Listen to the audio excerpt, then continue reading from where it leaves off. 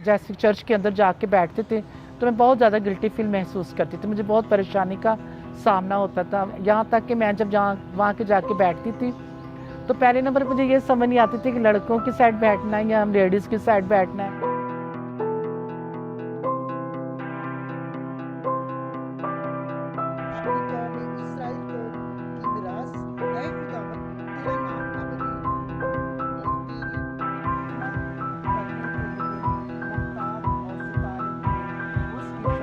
Bible पढ़ने को दिल करता था कि मैं जाके आगे जाके कलाम करूं, बाइबल पढूं, गीत गाएं जैसे दूसरे गाते हैं, हमारा भी दिल करता है। हम लोग भी कहते हैं कि हम लोग भी आगे जाके दुआ करें, बाइबल पढ़ें, लेकिन हमें मौका नहीं मिलता था। हम बहुत मायूस होते थे।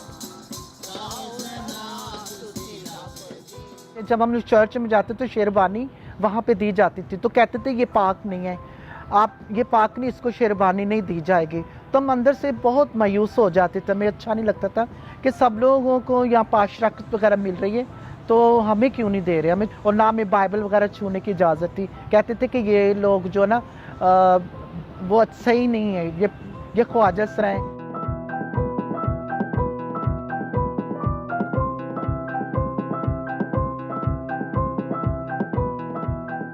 पाक खुदा, ये ख्वाजा सरा तेरी पाक हैकल में आए हैं, तेरी पाक हजूरी में आए हैं और तेरे मुंह की बातों को सीखना चाहते हैं।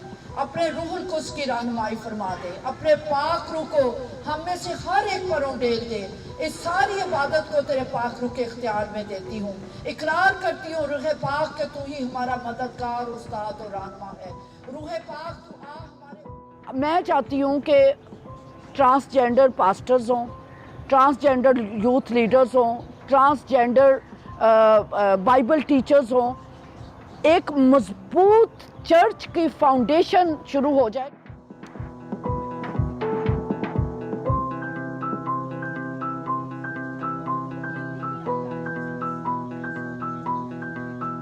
मेरी इसमें कम्युनिटी के जो ख्वाजा सर बहुत खुश हैं, उन्होंने थैंक्स किया, खुदावंद का शुक्र अदा किया है कि हमें ये चर्च बनने के लिए मिल रहा है। दुआ करते हैं, बहुत अच्छा लगता है। मेरी कम्युनिटी के जो लोग हैं वो बहुत खुशी से आ रहे हैं, दुआ करते हैं। लेकिन तू रद्द नहीं करता, क्योंकि हम तेरे बेटे बेटियां हैं, तू हमारा खालिक है, हम तेरे ही पास आते हैं, तुझसे मिन्नत करते पाक खुदा कि अपने रूह से अपनी ज़िंदगी को तेरे पाक इख्तियार में देते हैं। तू खुद ही कहता है कि गुनाह ना करना पाक खुदा, तू खुद फरमाता है कि